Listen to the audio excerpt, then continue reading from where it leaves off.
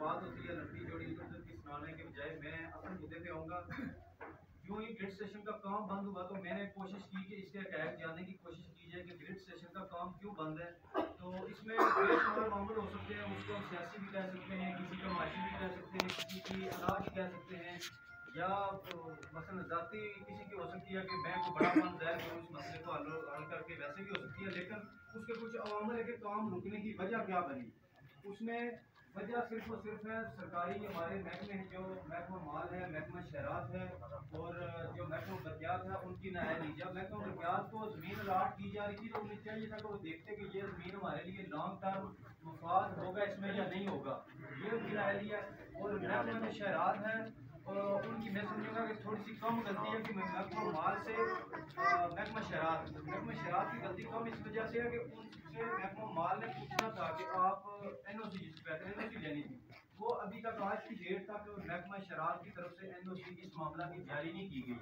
तो जैसे महकमा मालियात है, दूसरे महकमे से जो टेस्टिंग की गई, मुख्तलिफ महकमे इन्वॉल्व हुए, महकमा शहरात को शुरू से इन्वॉल्व नहीं किया गया। फिर चंद दिन पहले मेरी एसी साहब से बात हुई, उन्होंने कहा कि आपकी जो रिपोर्टिंग है वो तो ठीक थी, लेकिन ये जो रकबा है वो आपने गलत बात की कि रकबा जो मालकान का है रकबा शहरात का नहीं है।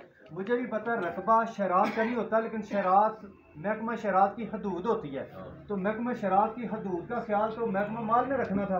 महकमा माल किस चीज़ का ज़िम्मेदार है कि ज़मीन क्या तयन किया जाए, किसकी कितनी ज़मीन है, तो उससे बताना चाहिए था कि ज़मीन तो बेशक मालकान की है, लेकिन वो फरोख्त करके महकमा बरकियात का, हुकूमत का, रियासत का, अवाम का कोई फ़ायदा नहीं होगा।